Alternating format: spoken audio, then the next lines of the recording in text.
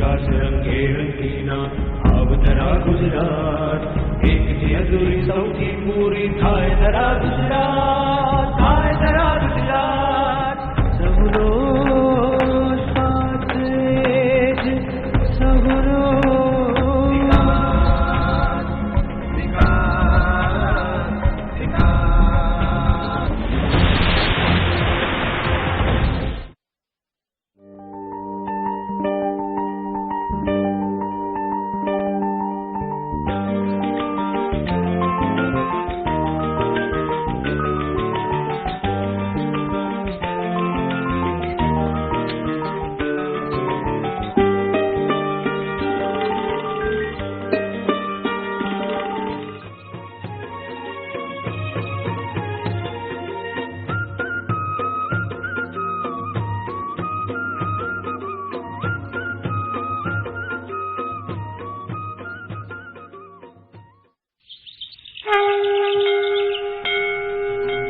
ગુજરાતના કોટ્યાવધ હૃદયો જ્યાં અનન્ય શ્રદ્ધાથી નમે છે એ ભગવાન સોમનાથ પ્રભાસ ક્ષેત્રમાં વિરાજમાન છે.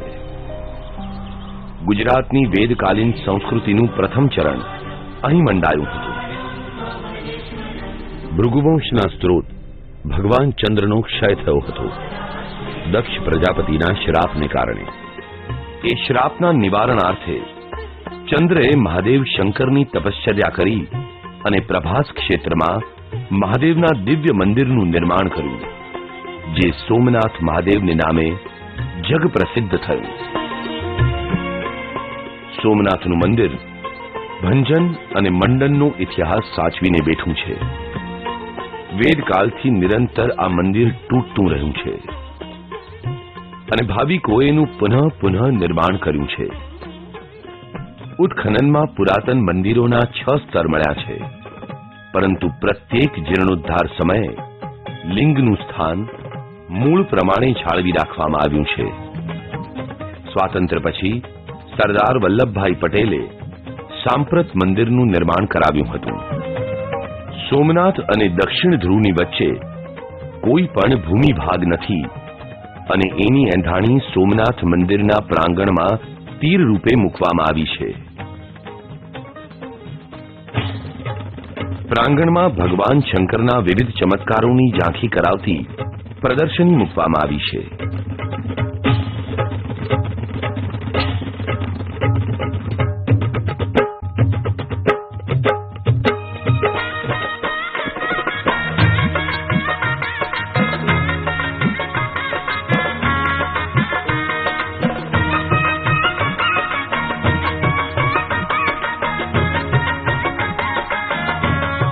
પ્રત્યેક સંધ્યાએ અહીં સોમનાથ ક્ષેત્રનો ઇતિહાસ દર્શાવતો દ્રશ્ય શ્રાવ્યનો કાર્યક્રમ પ્રદર્શિત કરવામાં આવે છે.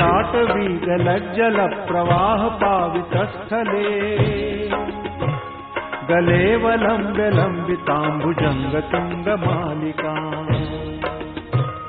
ડમડ્ડમડ્ડમડ્ડમન્નિનાદ વડ્ડમર્વયમ.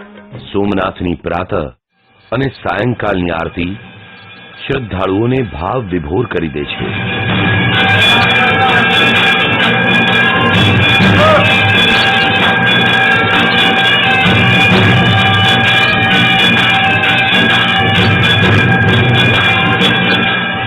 ભગવાન સોમનાથના ચરણોમાં સહસ્ત્રાબ્દીઓથી ભક્તોએ જીવન અને સંપત્તિ ન્યોછાવર કર્યા છે.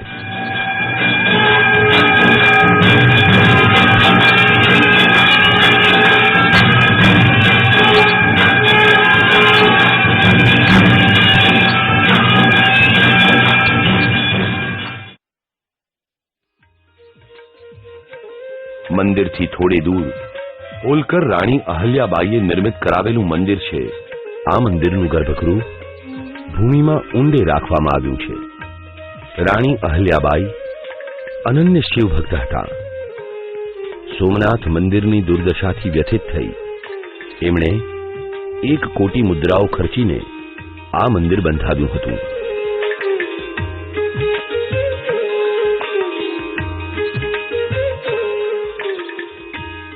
પ્રભાસ ક્ષેત્રનું અન્ય મહાત્મ્ય છે ભાલકા તીર્થ યાદવા સ્થળી. ભગવાન શ્રી કૃષ્ણના પુત્ર સાંબને ઋષિએ શ્રાપ આપ્યો અને યાદવા સ્થળીનું નિમિત્ત બન્યું. અંતકાળ નિકટ જણાતા ભગવાન યાદવોને પ્રભાસ ક્ષેત્રમાં લઈ આવ્યા. યાદવો પરસ્પર લડાઈમાં માર્યા ગયા.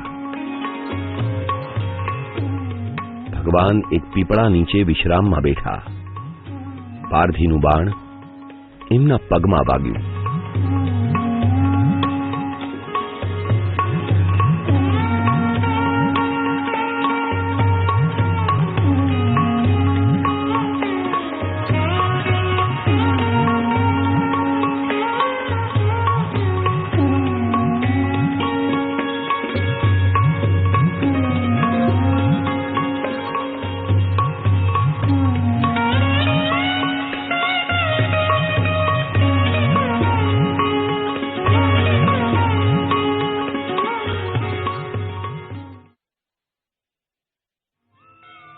ભાલકા તીર્થમાં પાર્થીના બાણથી ઘાયલ થયેલા ભગવાન થોડે દૂર ત્રિવેણી સંગમ પહોંચ્યા. અહીં ભગવાને બલભદ્રને શેષ નાગના સ્વરૂપે પાતાળમાં ઉતરી જતા જોયા.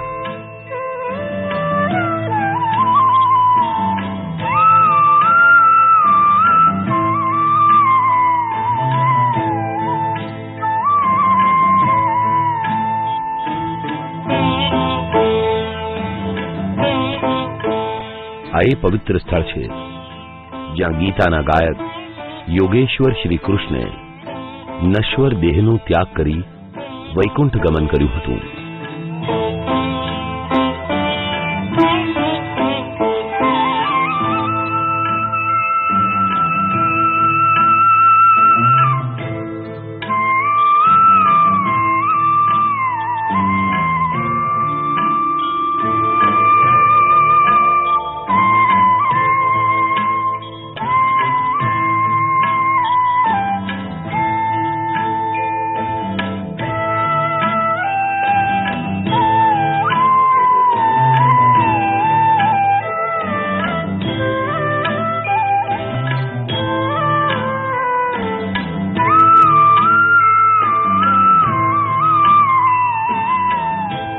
કપિલા, હિરણ્ય અને સરસ્વતીના સંગમ સ્થાનનું વૈષ્ણવોમાં અનન્ય મહાત્મ્ય છે.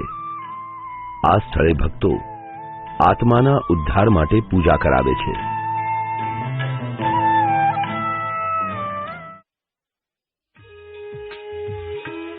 ગુજરાતના પશ્ચિમ કિનારે બિરાજે છે તીર્થોત્તમ દ્વારિકા. આ ભૂમિમાં ભગવાન શ્રી કૃષ્ણના દિવ્ય સ્મરણો આજે પણ વિદ્યમાન છે.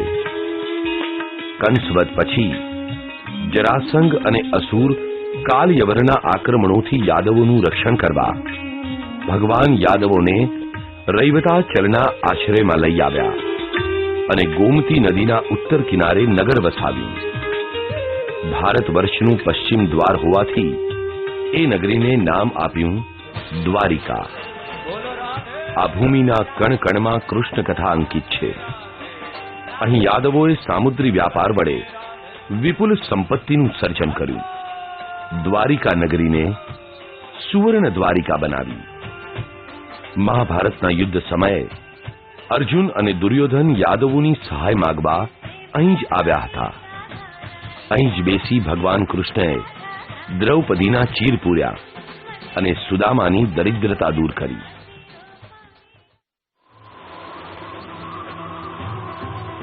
દુર્વાસા ઋષિએ શ્રાપ આપ્યો અને શ્રી કૃષ્ણ અને રૂકમણીજીનો વિયોગ સર્જાયો. દ્વારકાના જગત મંદિરથી 3 કિલોમીટર દૂર રૂકમણીજીનું મંદિર આ કથાનું સ્મરણ કરાવે છે. એ પ્રસંગે ભગવાને અહીં ગંગાજી પ્રગટ કર્યા હતા એવી કથા છે.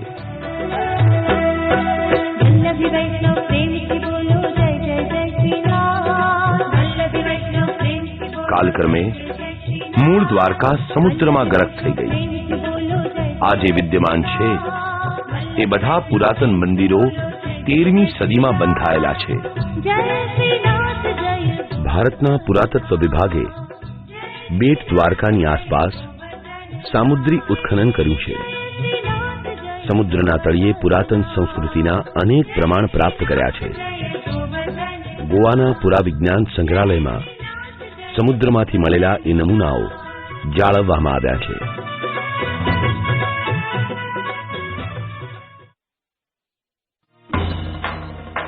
અહીંથી 16 કિલોમીટર દૂર દારૂકા વનમાં ભારતના 12 જ્યોતિર્લિંગોમાંનું એક જ્યોતિર્લિંગ બિરાજે છે. એ મંદિર ઉપર બનાવવામાં આવેલી વિરાટ શિવ પ્રતિમા પ્રેક્ષણીય છે.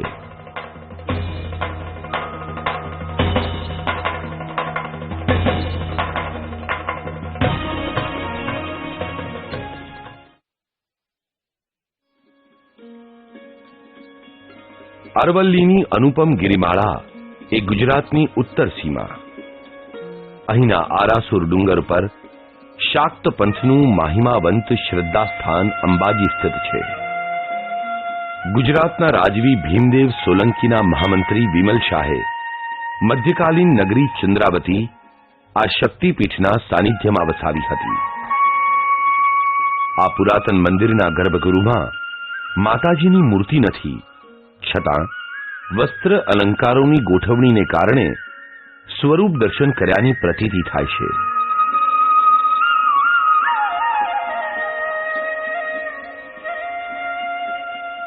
આ મંદિર શ્વેત આરસ પહાણમાં અનુપમ કોતરણી કરીને બનાવવામાં આવ્યું છે.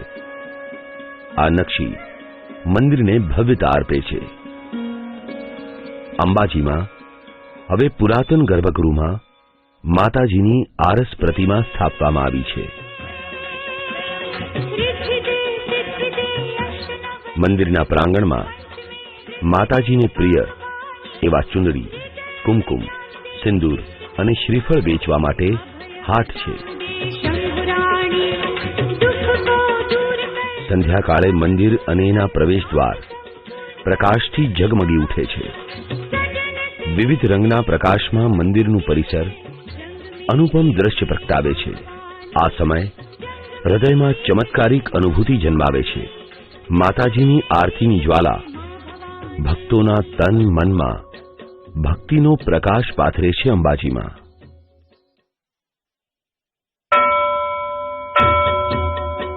અંબાજીની નજીકની ટેકરી ગબ્બર પર માતાજીનું સ્થાનક છે.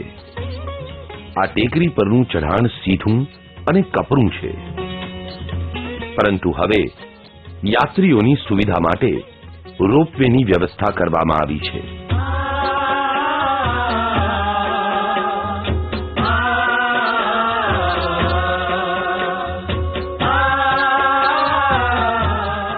ગબ્બરના ગોખમાં વિરાજતા માતાજી નવરાત્ર દરમિયાન સદેહે ગરબા રમવા આવે છે એવી માન્યતા છે. ગુજરાત શાક્ત પંથનું મહત્વનું કેન્દ્ર છે. ગબ્બરનો ગોખ સર્વાધિક મહત્વ ધરાવે છે. અંબાજીની યાત્રા કરનાર ભક્તજન ગબ્બરના દર્શન ન કરે ત્યાં સુધી એની યાત્રા અધૂરી રહે છે.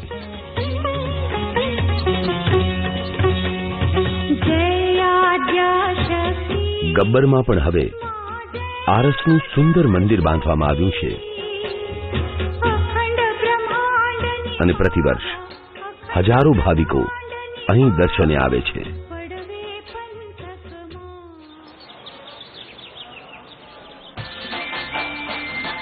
બહુચરાજી ગુજરાતની ભૂમિનું બીજું દિવ્ય શાક્ત તીર્થ છે. બહુચરા માતા ગુર્જર ચાલુક્યોની આરાધ્ય દેવી હતા. માતાના વાહન કુકડાને સોલંકીઓએ પોતાના ધ્વજમાં સ્થાન આપ્યું હતું અને તેથી સોલંકી ધ્વજ કુકુર ધ્વજ કહેવાતો. આ શક્તિ સ્થળ પાવૈયાઓનું શ્રદ્ધા સ્થળ છે. અહીં શ્રદ્ધાળુઓ પોતાના સંતાનોના ગર્ભકેશ ઉતરાવે છે.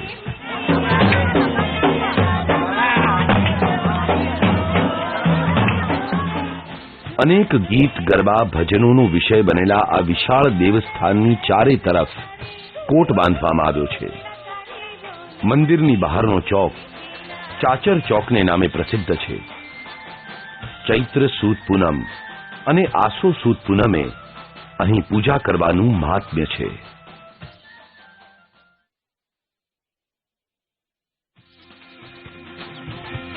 ગુજરાતનું ત્રીજું મહત્વપૂર્ણ શાક્ત તીર્થ માં ચામુંડાનું મંદિર ચોટીલામાં વિદ્યમાન છે. રાજકોટથી પૂર્વ દિશામાં સુરેન્દ્રનગર જિલ્લામાં ચોટીલા પર્વતના શૃંગ ઉપર માં ચામુંડા બિરાજે છે. ભાવિકો 680 દાદરા ચડીને માતાજીના દર્શન કરવા આવે છે. યાત્રીઓની સુવિધાર્થે આ દાદરાની ઉપર છત બાંધવામાં આવી છે. માં ચામુંડા ગુજરાતના અનેક રાજપૂત પરિવારોની કુળદેવી છે.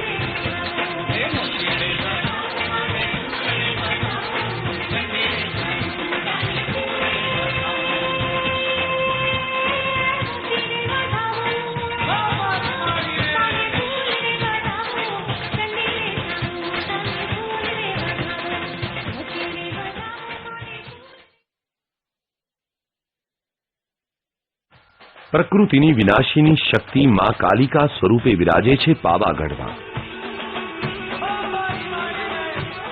એક સમયે રાવળ વંશના રાજાઓનું અહીં આધિપત્ય હતું.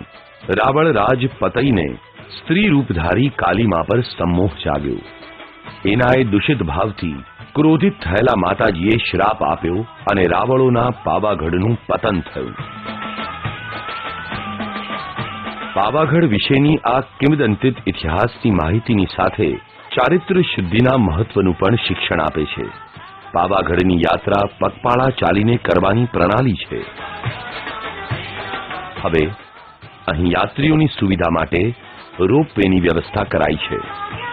પાવાગઢના માતૃસ્થાનકે પહોંચવા 2000 થી વધુ દાદરાવાળું કપરું ચઢાણ પાર કરવું પડે છે. ભાવિકો આને તપશ્ચર્યાનો ભાગ માનીને રોપ રેલના ઉપયોગને બદલે પગપાળા ચડવું પસંદ કરે છે.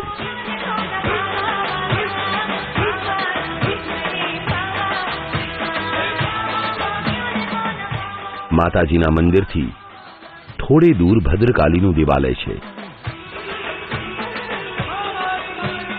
અને બીજી દિશામાં રાવળ રાજાઓના પ્રાસાદના ભગ્નાવશેષ છે.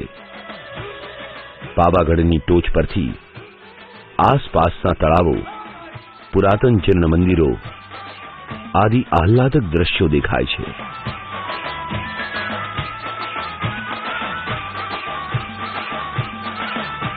પર્વતની ટોચ ઉપર મંદિરમાં જવાના માર્ગમાં માતાજીના પૂજાપા, ચુંદડી, કંકુ, સિંદૂર, શ્રીફળ અને પ્રસાદ વેચતા હાટ બાંધવામાં આવ્યા છે.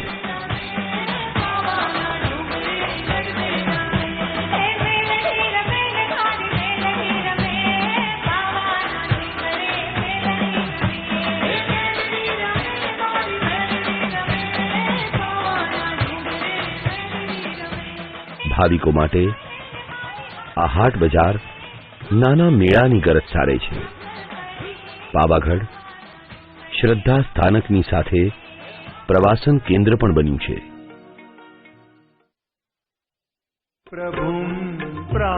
ભગવાન વિષ્ણુએ વામન રૂપ ધરીને પ્રથમ પગલું વડનગરમાં મૂક્યું હતું.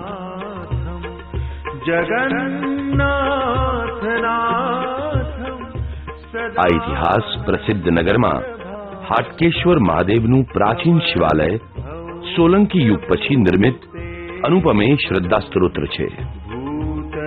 મંદિરની ફરતે વેદીમાં વિષ્ણુ ભગવાનના 10 અવતારો અને પૌરાણિક કથાઓની શિલ્પકૃતિઓ કંડારવામાં આવી છે. મંદિરના ગર્ભગૃહની ઉપર અદ્ભુત કલાકૃતિઓ વાળું શિખર આકાશને સ્પર્શ કરે છે. મંદિર પૂર્વ દિશાભિમુખ છે. મંદિર પર 3 સફેદ ગુંબજો ભવ્ય દેખાય છે. મંદિરનું બાહ્ય સ્થાપત્ય અનુપમ નકશીઓ અને કોતરણીઓથી સજાવેલું છે.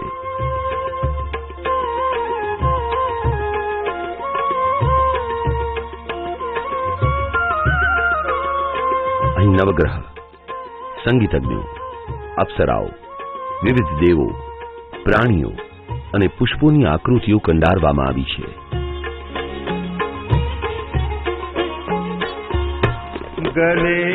ગર્ભગૃહમાં સ્વયંભૂ શિવલિંગ વિરાજે છે. આ શિવલિંગ ઉપર દૂધ અને જલધાર યુક્ત પૂજાનું મહાત્મ્ય છે.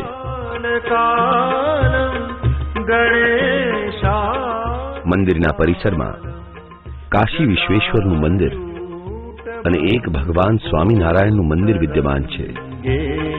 વિશાલ હાટકેશ્વર મહાદેવ શિવમ ગુજરાતના નાગર બ્રાહ્મણો અને ગૃહસ્થોના આરાધ્ય દેવ છે.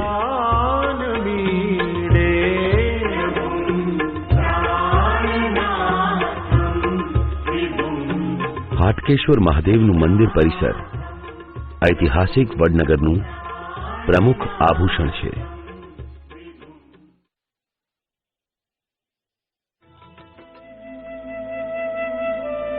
ભગવાન પરશુરામે પોતાની માતા રેણુકાનું શ્રાદ્ધ કર્મ સિદ્ધપુરની ભૂમિના પવિત્ર બિંદુ સરોવરમાં કર્યું હતું. એ સમયથી માતૃ શ્રાદ્ધ માટે સિદ્ધપુરનું મહાત્મ્ય પ્રસિદ્ધ છે. સોલંકી સમ્રાટ સિદ્ધરાજ જયસિંહે પુરાતન નગરનો જીર્ણોદ્ધાર કરી એને સિદ્ધપુર નામ આપ્યું, જે માતૃગયાના નામે પણ ઓળખાય છે.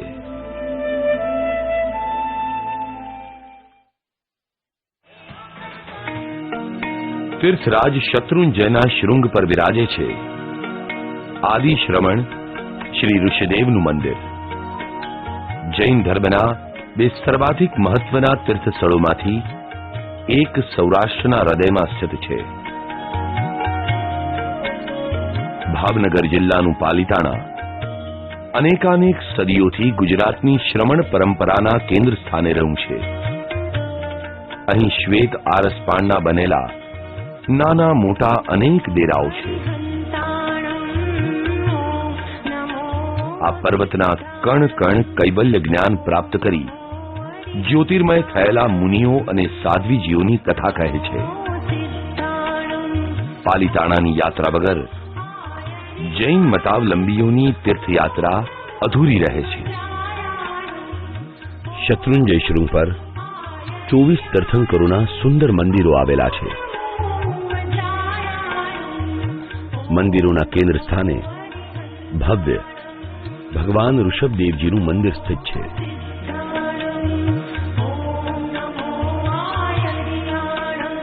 આ પુરાતન મંદિર જૈન પરંપરા અનુસાર દિવ્ય શિલ્પાકૃતિઓથી સજાવવામાં આવ્યું છે. અહીં ભગવાન ઋષભદેવની પૂજાનું અનન્ય મહાત્મ્ય છે.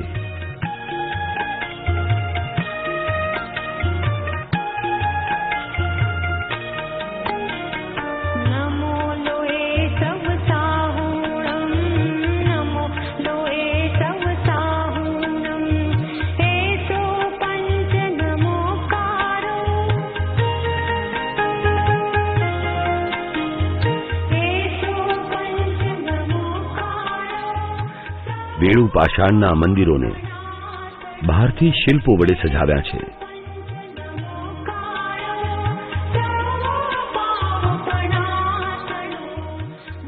અંદર ભિત્તિચિત્રોની રચના કરાઈ છે. આ જૂના ભિત્તિચિત્રો કાલગ્રસ્ત પરિસ્થિતિમાં છે, જેનું પુનરાંકનનું કાર્ય ચાલી રહ્યું છે. રાજસ્થાનની લઘુચિત્રોની પરંપરામાં ચિત્રિત આ ભિત્તિચિત્રો ઉપર સોનાનું ઢોળ ચડાવવામાં આવી રહ્યો છે.